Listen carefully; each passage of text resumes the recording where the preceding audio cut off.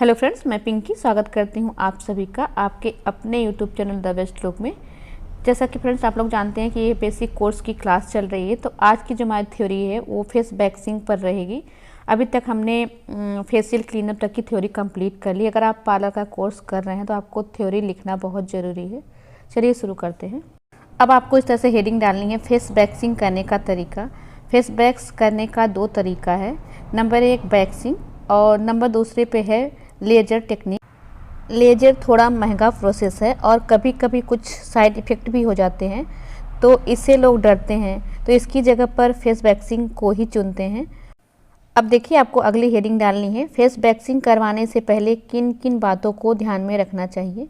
Number 1 पे है skin infection होने पर वैक्सिंग ना कराएं, क्योंकि इन्फेक्शन से और भी प्रॉब्लम हो सकती है अगर आप वैक्स करवाते हैं। अगर आपके स्किन पर इन्फेक्शन हो तो आप वैक्स भूल कर भी ना करवाएं।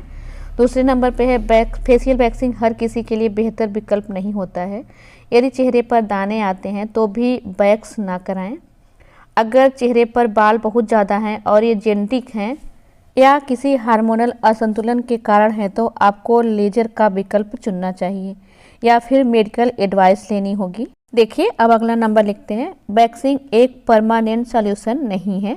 यानी कि वैक्सिंग करवाने से ये नहीं होता कि बाल निकलना बंद हो जाएंगे, बाल आएंगे। अगर चेहरे पर ज़्यादा बालों की ग्रोथ नहीं है तो वैक्सिंग करवा सकती हैं। कहने का मतलब ये है कि बाल की ग्रोथ यानी बाल अगर आपके फेस पे कम है तो वैक्सिंग आप करवा सकती हैं। अगर ज़्यादा है तो आप लेजर ट्रीटमेंट ही चुनें। अभी यहाँ पे आपको हेडिंग डालनी है, फेशियल वैक्सिंग करवाने से पहले ध्यान दें। चेहरे पर इस्तेमाल होने वाला वैक्स दूसरे वैक्स से अलग होता है। यह बहुत स्मूथ होता है ताकि स्किन छिले नहीं और जलन भी ना हो। अगला नंबर है, चेहरे के अनचाहे बाल हटाने के लिए जिस वैक्स का इस्तेमाल किया जाता है उसमें एलोवेरा, शहद जैसे इंग्रेडिएंट होने चाहिए ताकि स्किन को नुकसान ना पहुँचे। जब भी आप फेस के लिए वैक्स ले रहे हैं तो आप उसका जो उसमें तत्व हैं, जो उसमें मटेरियल डाले गए हैं, उसको आपको ध्यान में रखकर ही वैक्स खरीदना है। यानी उसमें एलोवेरा, शहद जैसे तत्व होने चाहिए। अगला नंबर है, फेस वैक्स ऐसा होना चाहिए जो लंबे समय तक टिके। कई लोग घर पर ही वैक्स करते हैं, पर चेहरे पर वैक्स घर पर बिल्कुल ना करें। फेशियल वैक्स करने के बाद त्वचा की देखभाल करना बेहद ज़रूरी होता है। वैक्स करने के बाद कोल्ड स्टीम देना है और जेल या मॉइस्चराइज़र लगाना बहुत ज़रूरी है।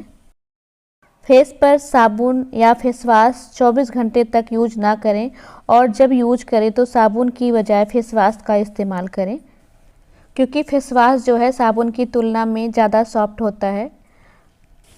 अगली हेडिंग इस तरह से डालनी है, कौन सी स्किन पर कौन सा वैक्स करें। देखिए, यहाँ पे नंबर 1 पे है honey wax. Honey wax all type skin पर यूज कर सकते हैं। चॉकलेट वैक्स डल स्किन पर, ग्रीन एप्पल एलर्जिक स्किन पर, वाइट चॉकलेट विंटर सीजन में ठंडी के मौसम में इस्तेमाल कर सकते हैं ड्राई स्किन के लिए। इससे स्किन स्मूथ बनती है और ड्राइनेस दूर होती है। अगला है रिका वैक्स। रिका वैक्स आप ब्राइडल के लिए भी इस्तेमाल कर सकती हैं और ये गर्मी के लिए बेस्ट होता है। अगली हेडिंग है टूल्स ऑफ वैक्सिंग। वैक्सिंग के औजार यानी वैक्सिंग में यूज होने वाले सामान क्या क्या हैं आप नीचे नोट करिए। नंबर 1 पे है वैक्स हीटर, वैक्स नाइफ यानी spatula, spray bottle, talcum powder, wax strips, powder applicator या कॉटन, एस्ट्रीजेंट, मॉइस्चराइजर या फिर आफ्टर वैक्सिंग जेल। अब देखिए, ब्लीच और वैक्सिंग में पहले क्या करें, ये कन्फ्यूजन बहुत लोगों को होती है।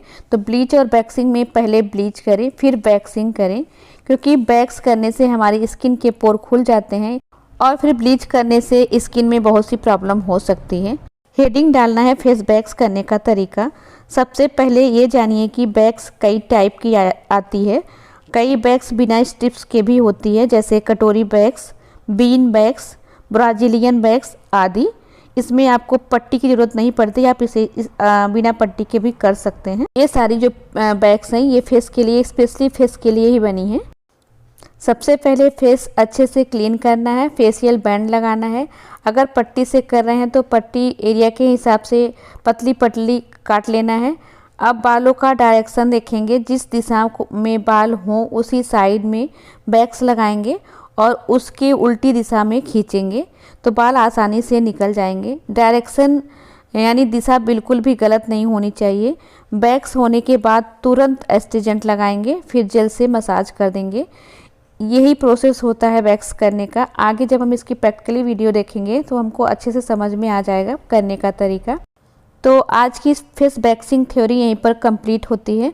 आई होप फ्रेंड्स कि आप लोगों ने थ्योरी को अच्छे से नोट कर लिया हो, और वीडियो अच्छा लगा हो तो वीडियो को लाइक शेयर जरूर करिएगा। चैनल को अभी तक सब्सक्राइब नहीं किया, सब्सक्राइब कर लीजिएगा। मिलते हैं अगली वीडियो में, तब तक के लिए बाय।